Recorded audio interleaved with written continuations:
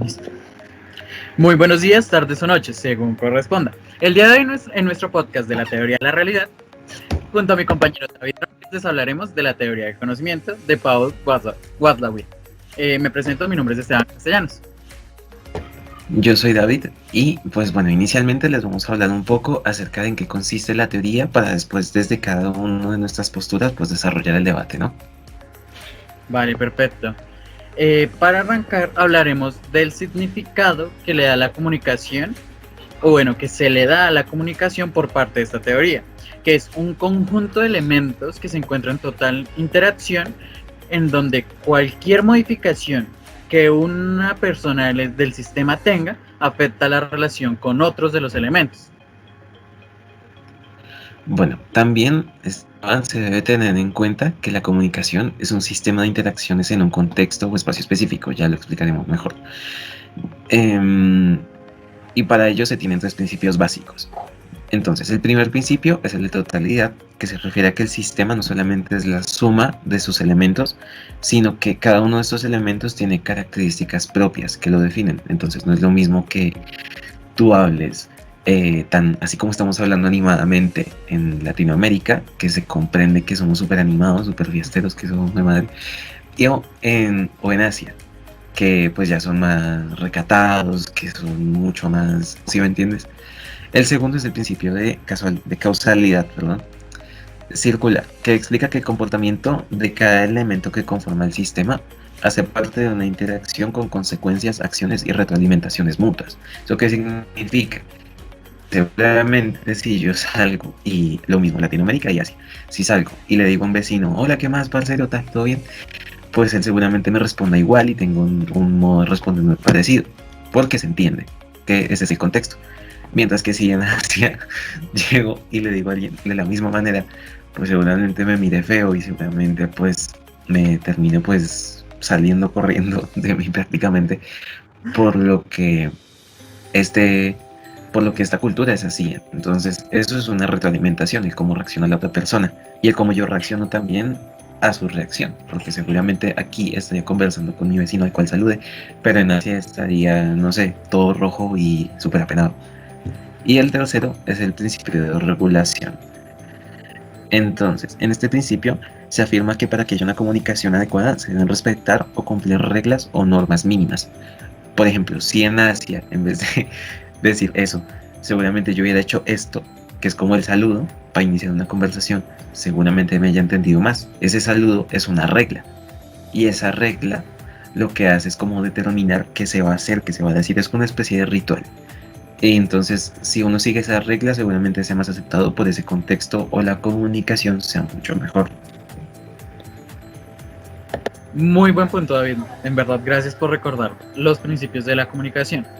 Por otra parte, también en la teoría de Watzlawick, junto con Jackson y con Bivin, hay ciertos axiomas mínimos que son indispensables para cumplir. El primero sería que es imposible no comunicarse, ya que cualquier interacción que tenemos con alguien haría que esa otra persona con la que se esté hablando despliegue una serie de conductas o respuestas hacia nosotros y nosotros hacia ellos. Además, aun expresando nada de manera oral, también lo expresamos con movimiento. Por ejemplo, lo que yo estoy haciendo, que muevo las manos, muevo los ojos, muevo la cara. Eso puede decirnos mucho, o bueno, puede comunicarnos mucho de lo que esté pasando la persona o de lo que quiera comunicar la persona. Por ejemplo, si tú estás con una persona y llega de manera agresiva, como empujándote y demás, sin necesidad que te diga nada, tú te vas a poner también de manera agresiva. Como por el contrario, si una persona llega sonriéndote y alzándote la mano, saludándote, va a ser mucho más confortable y tú vas a reaccionar de la misma manera, de manera amable.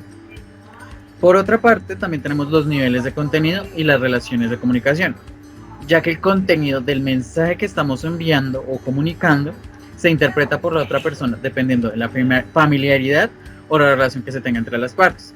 Por ejemplo, no es lo mismo llegar a hablarle a tu mamá, a tu papá, a tus hermanos, que hablarle a un total desconocido. Todo depende del contexto en el que estés y con quienes estés, la manera en que vayas a comunicarte. Está la otra, que es la modalidad analógica y la digital, que en el caso de lo digital se refiere a toda esa comunicación verbal que tenemos, y a lo analégico a toda esa comunicación no verbal. Tenemos también la puntuación de la secuencia de los hechos. ¿A qué se refiere esto? Se refiere a toda la naturaleza que tiene como tal la comunicación, y depende plenamente de la organización que le dé quien envía el mensaje y quien lo recibe. Y esto podría llegar a ampliarlo o afectarlo. Principalmente es darle como un orden, ya que si no se le da un orden a la comunicación, van a terminar totalmente perdidas las personas. Por ejemplo, si yo estoy hablando, digamos, de esta teoría, voy y salto a otra teoría y vuelvo y la retomo y vuelvo y salto, pues no va a quedar nada entendido y todo el mundo va a quedar totalmente perdido.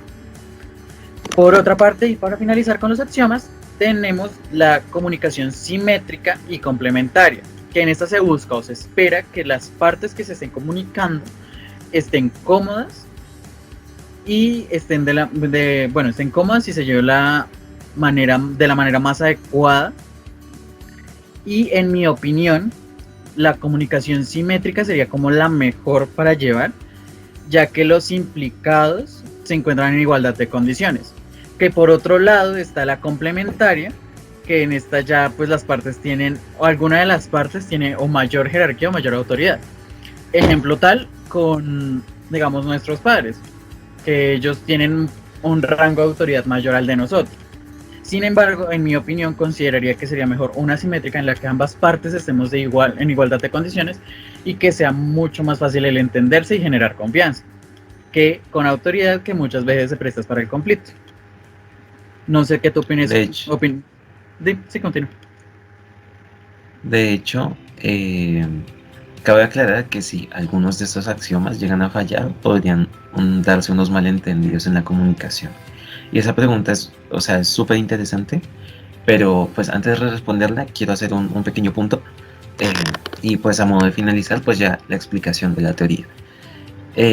Quisiera hablar del significado de familia para Watzlawick, que al final es el punto central de esta conversación, que es la familia. Entonces, para él, la familia representa un sistema que implica nuevos significados y narrativas que configuran nuevos patrones de comportamiento que, en el caso de que tengan hijos o piensen tenerlos, estos los tomen de referencia. Eso es también súper interesante. La comunicación en familia es que las acciones y los pensamientos de sus integrantes y el amor se vuelvan importantes, porque implica no solamente esa interacción en los niveles digital y analógico y los demás que habías dicho tú previamente, sino que también va a crear confianza y vínculos entre los integrantes de la familia.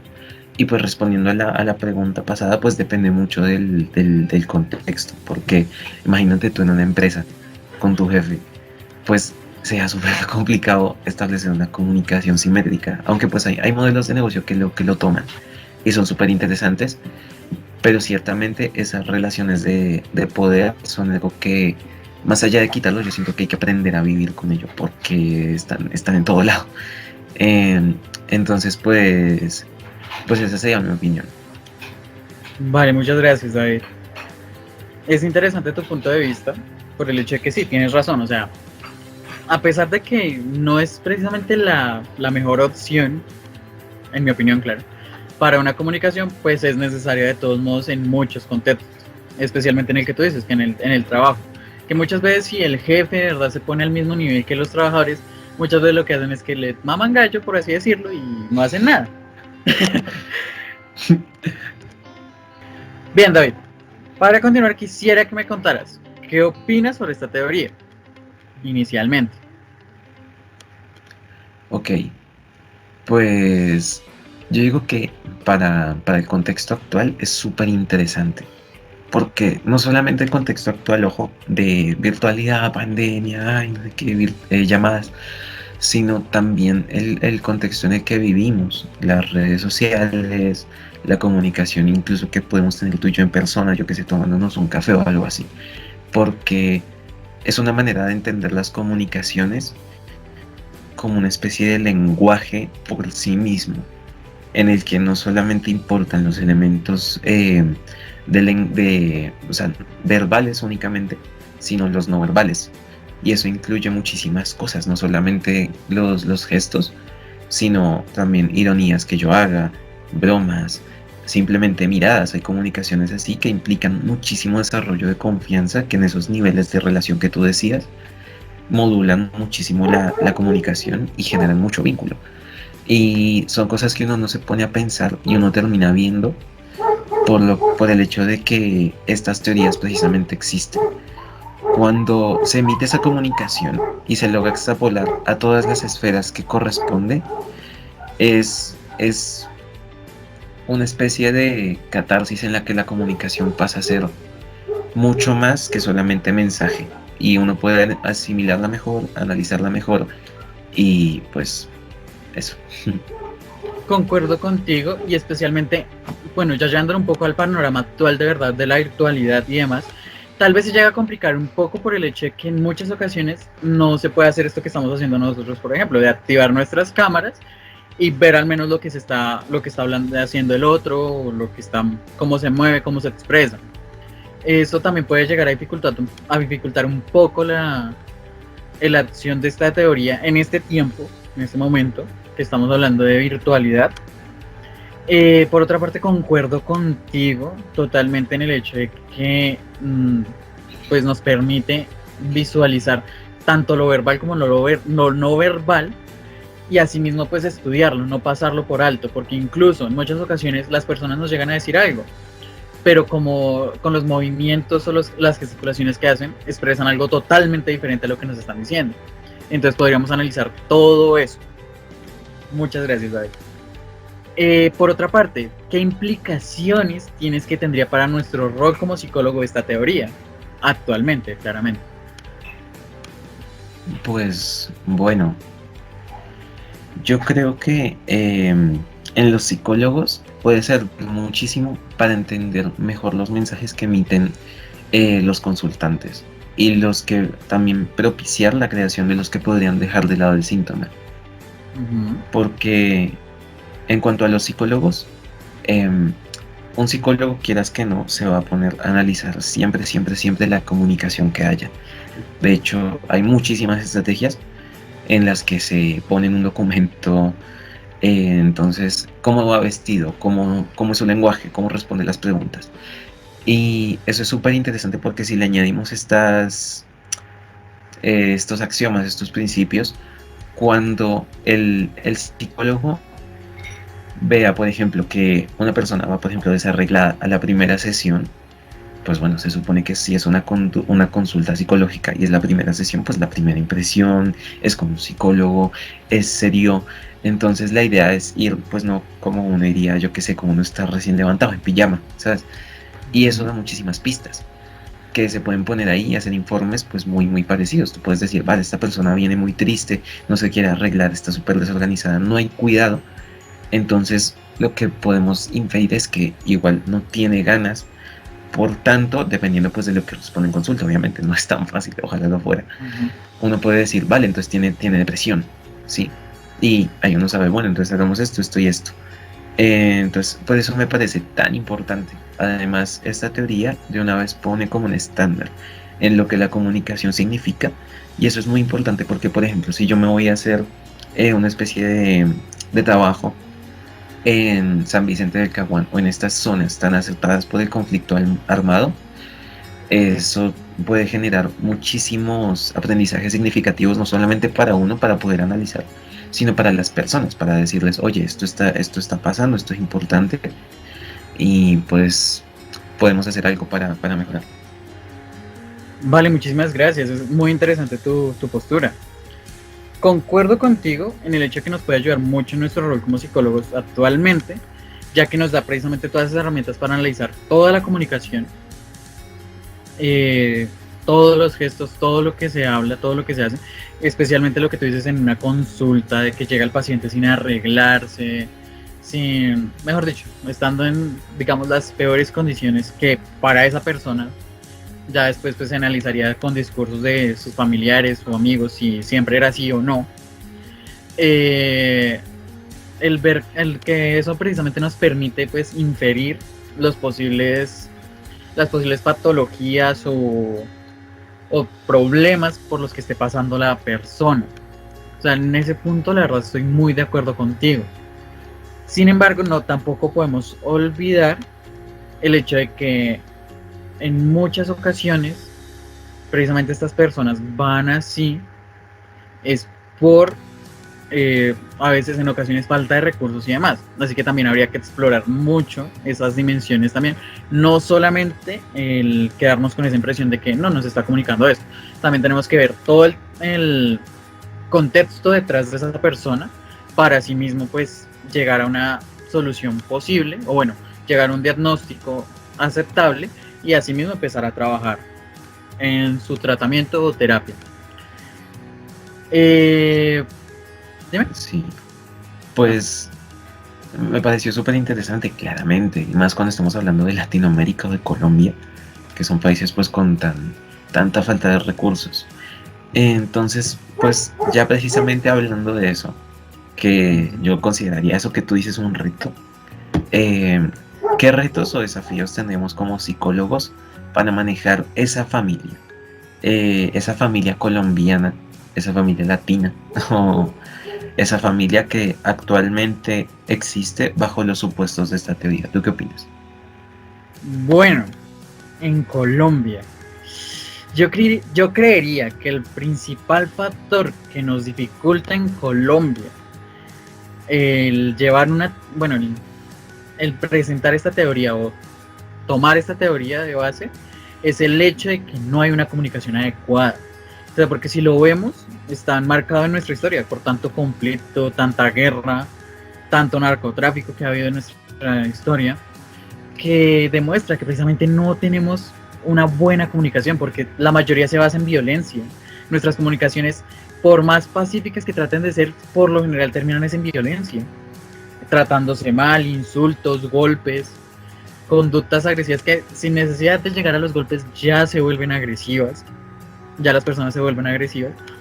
Y pues diría que eso como tal en el panorama de Colombia. Por otra parte, tenemos también lo de la virtualidad que hablábamos anteriormente.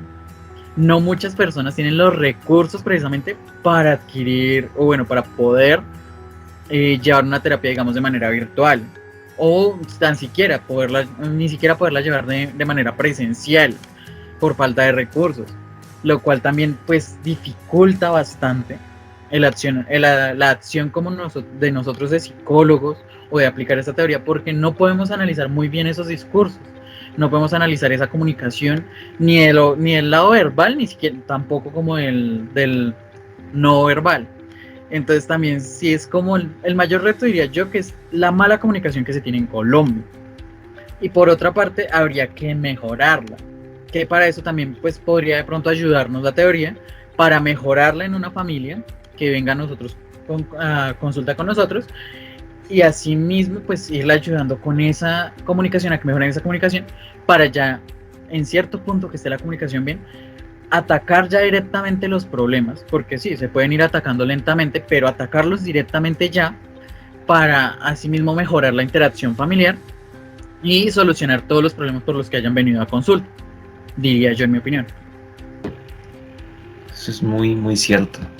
Y es una pena realmente, porque yo siempre he pensado que Latinoamérica es en el mundo la persona que es muy, muy, muy, muy, muy, muy inteligente, muy talentosa, pero como sabe que es talentosa, no hace nada. Y se la pasa en fiestas, se la pasa mirando lo que haya, eligiendo al primer candidato que les aparezca. Y por como saben que son trabajadores, que son inteligentes, que son grandes personas, pues da al futuro y a la suerte. Y eso genera pues muchas veces esa comunicación, que si se tuviera ese proceso, no habría como ese dinamismo, ¿sí me entiendes? También es que la cultura latinoamericana y en general el rumbo que está tomando el mundo. Y a eso súmale que la cultura latinoamericana es súper individualista. Y eso es muy peligroso, Porque, mira, este ejemplo, te vas a reír de este ejemplo. Pues para esa gente que no nos conoce tanto la teoría, haz de cuenta que la teoría es una arepa, ¿sí? Ujú, Y el nivel de relación, perdón, es una arepa, ¿sí? ujú. Y tú la rellenas, puede ser con carne, con pollo, que serían como los mensajes que salen en esa arepa. Entonces la comunicación es como también es el escenario, porque el escenario es el contexto, en este caso la arepa. Entonces, cuando estamos hablando de redes sociales, de culturas individualista y de polarización, que eso es un fenómeno que está pasando en el mundo muy tremendo, como las elecciones de Estados Unidos, en el que o era contigo, o sea, conmigo o contra mí, ¿sí? No había un punto medio, no habían oportunidades para debatir, no había nada. Eh, entonces, ¿qué pasa? Que ese mensaje poco a poco se va implantando en ese inconsciente colectivo y va a terminar siendo como la dinámica relacional de por sí, ¿sí? Porque mucha gente no entendió que su contexto era un contexto de debate y se puso a llamar o comunistas o nazis a la gente del otro bando, ¿sí? Entonces, para empezar, esa gente no lo entendió. Y luego otra gente llegó a, a seguirles el juego y a seguir insultándolos. Y se siguió ese juego de insultos. Y mucha gente ve esa dinámica y puede pensar que la propia arepa, la propio nivel de relación es el insulto. Entonces mucha gente se va a poner a insultar, se va a poner a rellenar ese nivel de comunicación con puros insultos y nunca se va a llegar a una comunicación clara, nunca se va a llegar a un punto de vista claro y al final nunca se va a llegar a elegir a alguien o extrapolado a cualquier cosa en el tema de la familia, a tener dinámicas que propicien el diálogo para encontrar una solución al problema, que al final es para lo que todos estamos, para buscar soluciones a problemas, no para tener la razón. Y quien busque eso, pues al final se va a terminar sellando. Y de hecho es mucha de las consultas que aparecen, por ejemplo, por ansiedad, y hablo, por ejemplo, de mi caso personal, que yo simplemente tenía un velo como de terquedad y no quería verlo hasta que en consulta pues me dijeron las cosas no son así, son así, así, así. Y yo dije, bueno, puede ser, las adapté y ahorita pues soy una persona que acepta muchísimo más las verdades de los otros precisamente por ese proceso. Concuerdo contigo con el hecho de que en muchas ocasiones como terapeutas, muchas veces nos plantamos en una postura y es así o es así. Y no tenemos en cuenta muchos otros factores porque es como que no, tenemos que analizarlo, patología, vayas a tratamiento y ya, se curó, pum, de una. No, tenemos que ver todo el contexto de lo que está pasando, todas sus interacciones, todo lo que está viviendo la persona. No solamente podemos centrarnos en que tiene este problema, vamos a hacer esto, que haga esto, ya, salió. Todo lo queremos hacer así, y más en Latinoamérica, que precisamente no se le da una verdadera importancia a la salud mental. Porque si lo vemos, por ejemplo, aquí en Colombia, las EPS, las consultas que dan en EPS, 20 minutos. Se supone que para un buen proceso de rapport, mínimo 45 minutos. No se puede llevar una buena terapia de esa manera. Y como lo decía antes, las personas no tienen los recursos suficientes para mantener una terapia de manera particular, las cuales, por más económicas que salgan, no salen por menos de 80.000 o 90.000 pesos la consulta, la hora de consulta. Y muchas personas, la verdad, no se lo pueden permitir por más de que lo intenten. Aunque también es cierto lo que tú decías de que en Colombia y en Latinoamérica, pues las personas somos muy flojas. Porque somos muy capaces de hacer las cosas, somos muy inteligentes, pero somos muy flojas. No nos gusta hacer las cosas. Siempre preferimos que las haga alguien más, hacerlas nosotros. Por eso mismo es que no logramos avanzar, nos quedamos siempre estancados. Y por otra parte, en cuestión de lo de la pobreza, hay que ver que en muchas situaciones de verdad pobreza, que uno va a la casa de la persona y la casa literal es en teja esa de metal o bien, bueno, ¿cómo decirlo? Una casa pues muy de escasos recursos, con goteras, con todo. Y uno entra y lo primero que ve es una pantalla plana enorme. Entonces también hay que ver en qué le damos prioridades nosotros, en qué priorizamos las personas, principalmente en Latinoamérica y en Colombia. ¿En qué estamos priorizando nuestros recursos? si en solo tener mejores cosas que los demás, que el vecino, que la vecina tiene cosas, ay, yo la quiero, pero mejor. Entonces, ¿en qué estamos priorizando nosotros? Hay que vernos también como de esa manera en qué estamos viendo, en qué estamos fallando, qué necesitamos de verdad para estar bien.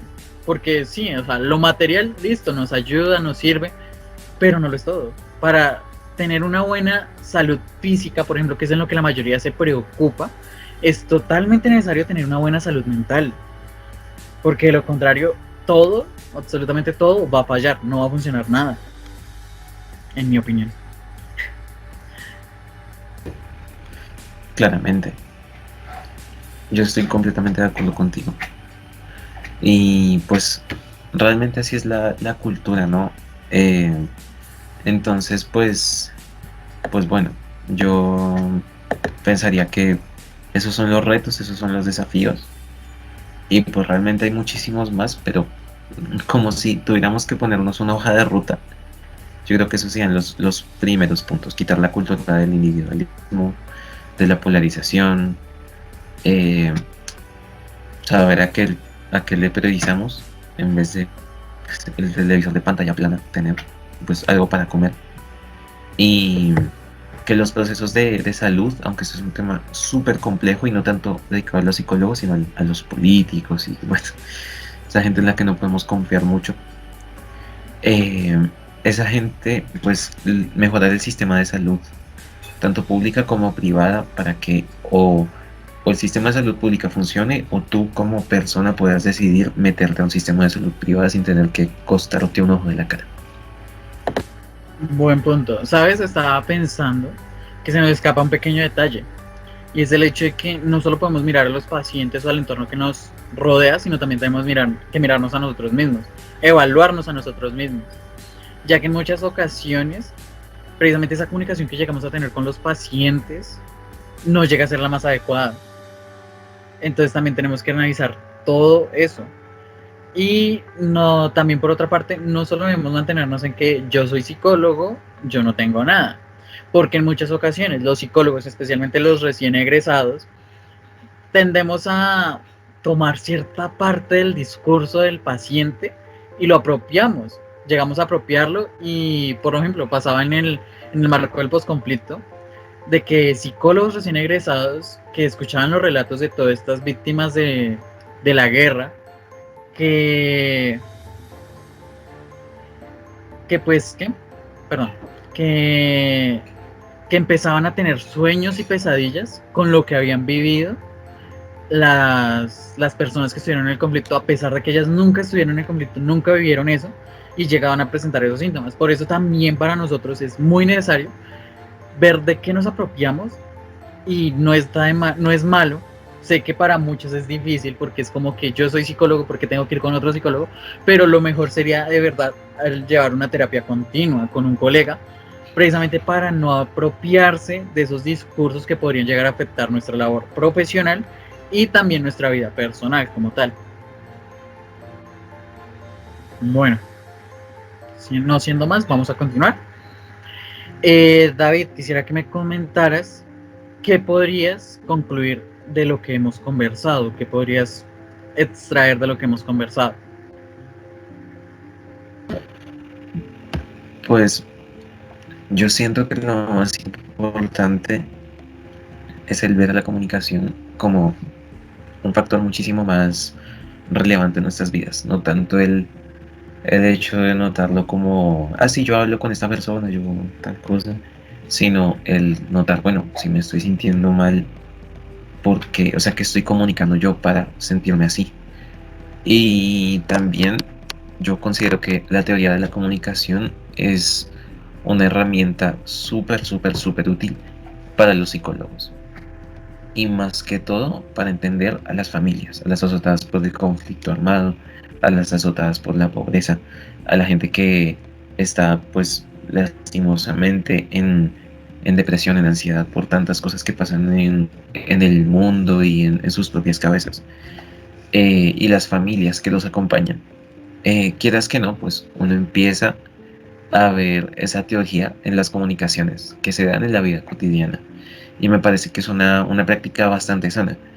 Y eso, pues a mí me deja una herramienta para interiorizar muchísimo mejor ciertos tipos de comunicación, saber cuál es mejor, saber cuál es peor para mí y saber pues cómo puedo implementar eso en mi vida cotidiana y pues en las futuras consultas que no vaya a tener.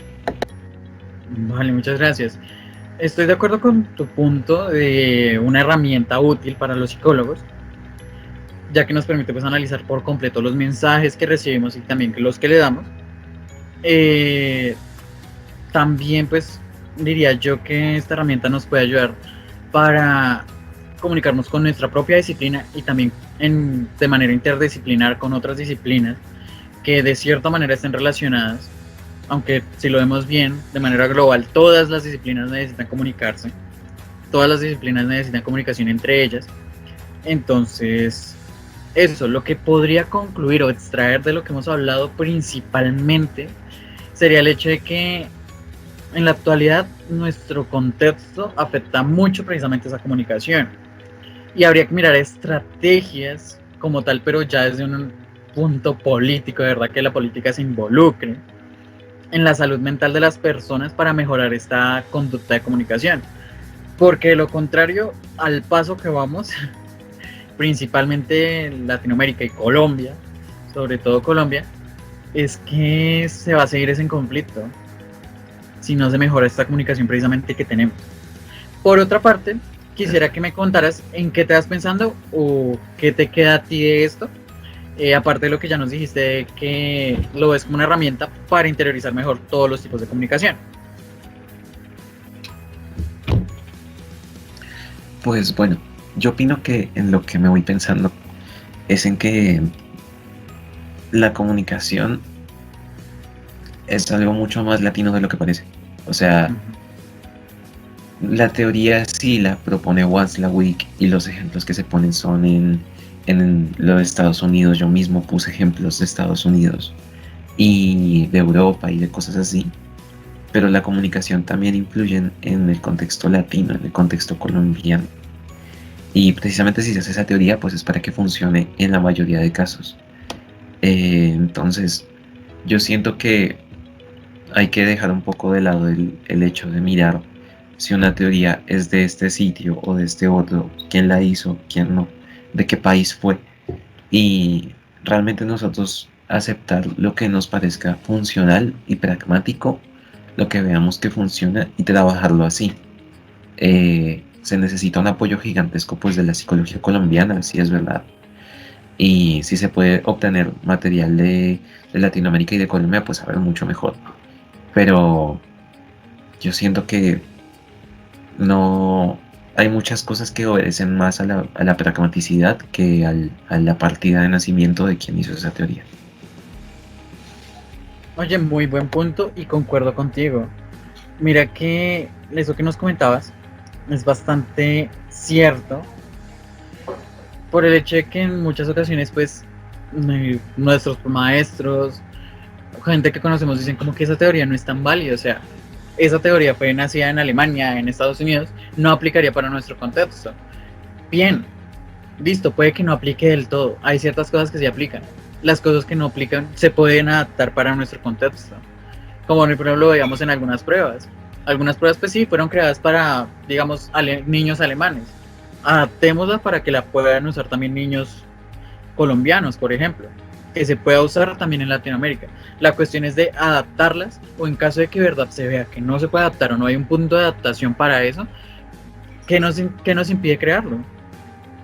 O sea, también para, o sea, lo que me deja es el hecho de que nosotros mismos debemos evaluarnos, evaluar nuestro proceso, el proceso que nosotros llevamos con nuestros pacientes y asimismo mejorarlo para que todos estén bien, para que se pueda crear una buena salud mental en Colombia y en Latinoamérica.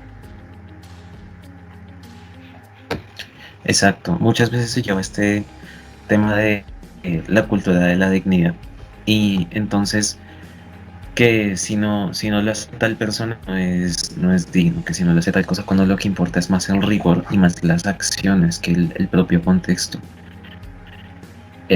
Por ejemplo, un ejemplo que no me gustó nada fue cuando escuché que, por ejemplo, una prostituta no era digna de estudiar una carrera de psicología. Y me pareció súper, porque al final, no estoy diciendo que todas las prostitutas quieran ser psicólogas, o no sé, pero realmente las personas se deberían juzgar por la dignidad de sus actos, y la prostitución, pues yo considero que no es un acto malo, o por lo menos no algo como para decir, no puedes estudiar esta carrera, no puedes hacer esto, no puedes hacer lo otro, porque al final somos personas, y más en Latinoamérica, que es un contexto con tan bajos recursos. Yo siento que lejos de decir tú no, tú no, tú no, la idea es respetar un poquito y decir, bueno, te comprendo y te apoyo, pero al mismo tiempo, si no concuerdo contigo, te aconsejo para que hagas estas otras cosas, no tanto decir usted no, ¿sí? Porque así no vamos a llegar a nada, y como psicólogos es muy berraco el tener que estar en consulta con una persona, intentar decirle que por X o Y motivos no, se tiene que sentir mejor, para al final por otra vía decir, no, es que no, esta gente no es digna, esta gente no es digna, por otro lado. Entonces siento que eso también es muy interesante. Mira, desde ese punto de vista tuyo, me dejas pensando en el hecho de que el pasado no puede definir lo que voy a hacer en mi futuro. Porque sí, gracias a ese pasado es que soy quien soy actualmente. Es que ves a esta persona. Pero precisamente esos errores que cometieron no tienen, por eso, bueno, nadie es quien para juzgarme por esos errores que he cometido, sino por el contrario, los conoces. Fue una etapa difícil, digamos. No me los recuerdes. Ya pasé por eso, ya lo superé. O ya los he estado superando. Ayúdame a avanzar más bien. No me detengas, ayúdame más bien a avanzar. Diría yo en mi opinión. Bueno, no siendo más, les agradecemos muchísimo el habernos acompañado el día de hoy en De la Teoría de la Realidad. Esperamos que les sea de utilidad esta información, y de ser así, síganos para futuros podcasts de varias teorías y dejen en los comentarios las teorías de las que les gustaría escuchar. Muchísimas gracias, adiós.